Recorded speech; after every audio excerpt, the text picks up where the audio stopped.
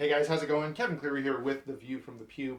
Today I want to talk to you about the pressure that we can sometimes feel as Christians. I know I've experienced it, and many of you have come to me and told me that you experience and you wrestle with how to share your faith and how to be confident and open about your beliefs in a world that can be so antagonistic toward those beliefs. Okay, and especially these days in the world of social media and sort of cancel culture that all of us are so aware of, and that you seem to hear a new news story about every single week.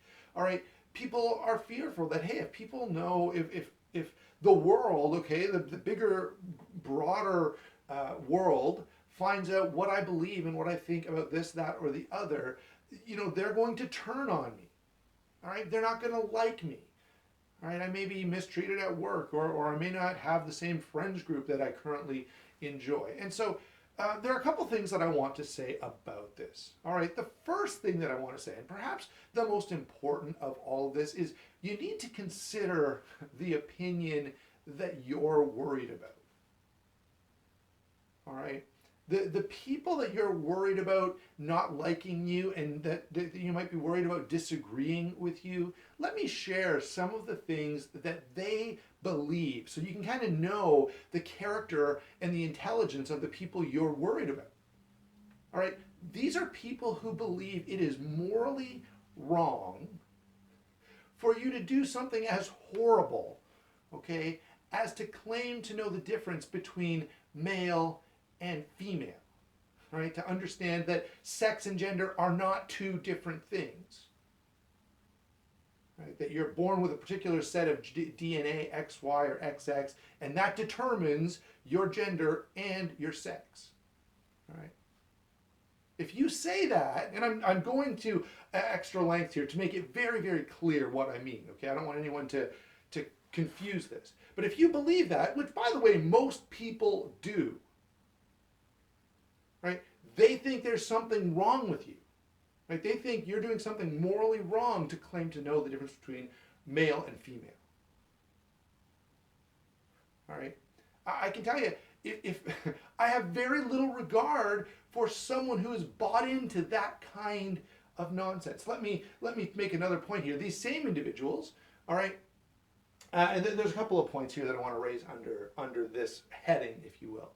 These same individuals were at a protesting outside of a library in Toronto because a woman who was speaking there, who by the way is a feminist, it absolutely holds very progressive views on pretty much everything, who I would not disagree with, who I would not agree with, I would say, and many of you wouldn't agree with on most issues, okay? But this woman had the audacity to say something as controversial as a man is not a woman.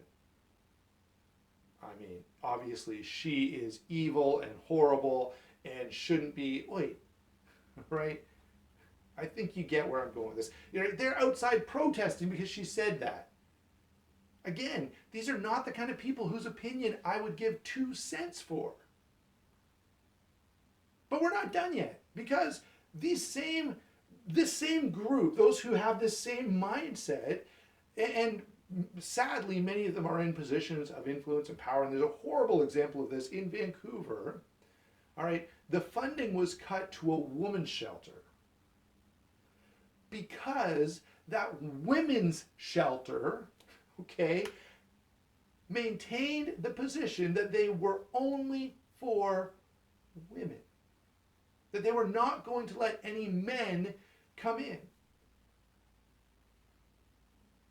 Imagine the audacity, right, of saying that. And because they said that, right, they're not allowed to come in. And this is not the only example. I mean, look at all the men who are competing against women in women's sporting events, and of course winning because they're physically larger and stronger, and they have testosterone pumping through their bodies. Anyway, look, all I'm going to say about this point is the disconnection from reality is so vast, all right, that I don't know what keeps these people from putting sugar water in their gas tank. right? They clearly have no idea how the world works.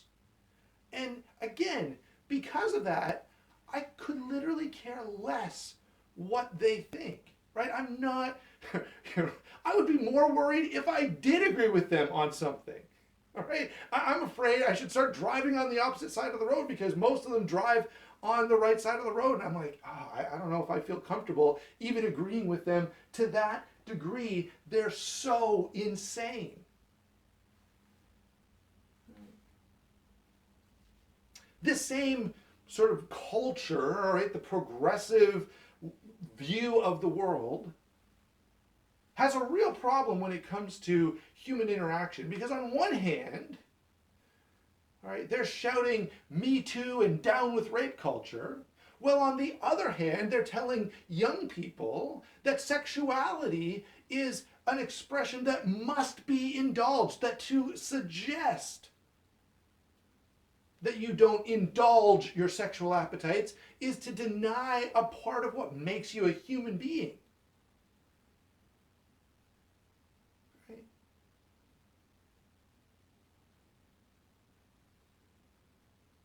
And they wonder why, after telling young people for years that their sexual desires ought to be fulfilled and that they should be free and open in the pursuit of that fulfillment, that when they start to be free and open in that pursuit, they have all kinds of problems. They engage in promiscuous behavior and then they feel guilty about it and they get STDs, and we have people consuming too many substances, drugs and alcohol, engaging in sexual activity and then feeling bad about it. We have men who are told from the time they're young that the pursuit of women and objectifying women as objects for their sexual gratification is fine, and that's what they should be doing. They're told that looking at porn is normal. They're told that, they should, well, anyway, shows glorify the objectification of women. And then when men push it too far, and when they do treat real life women as objects of lust, they're scolded for it. Well, you know what? You could have taught them better to begin with, instead of feeding them lies and then punishing them when they believe your lies. Right? That's the world that wants you and I to agree with them. A world where cruelty to animals, and there are ever greater restrictions on, farmers and puppy mills and all kinds of things. And hey, I'm absolutely opposed to mistreating animals. That should be a thing we care about. But when it's socially acceptable to care about animal welfare, but it's socially unacceptable to care about the welfare of unborn children, right? You have lost all credibility. Right? There is nothing of value at all that I can get from you. And so at this point, if you're watching this and you're a person of faith, if you're a person who holds any at all a worldview that resembles a Judeo-Christian worldview, a Western worldview, right? Then what you should do is ignore the idiots. Just identify them as, in other areas of our life, right? If you get advice from someone and they give you really stupid, bad advice, you go, oh, well, now I know better than to care what that person says. Right? Well, look, we're living in a time where the culture, the society in general, is pushing horrible, harmful, in fact, stupid ideas.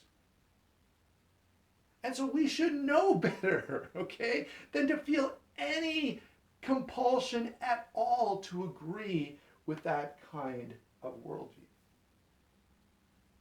Right? When we even have to discuss something like partial birth abortion, which is where a child is carried to term and just before the head clears the birth cavity, they kill it. And they say, that's fine.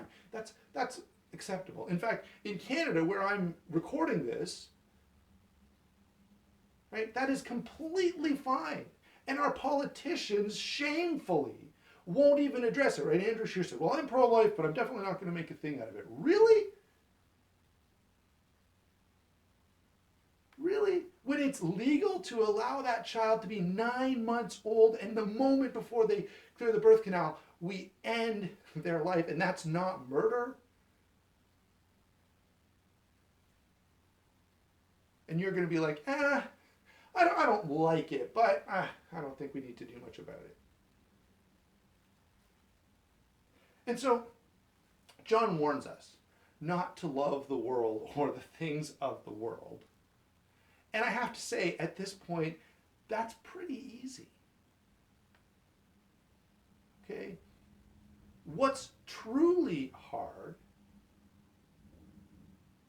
is to see these people who are so wrong and so foolish and so confused and not hate them. That's the challenge. The challenge that we have today is not to feel pressure from these people. And the challenge today is to feel pity.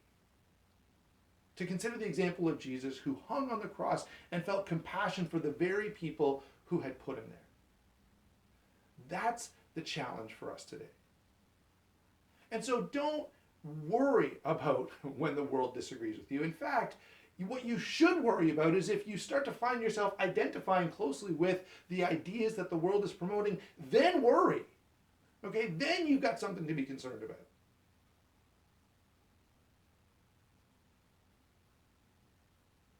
But if you're concerned that people who hold views like the ones I've just been sharing disagree with you,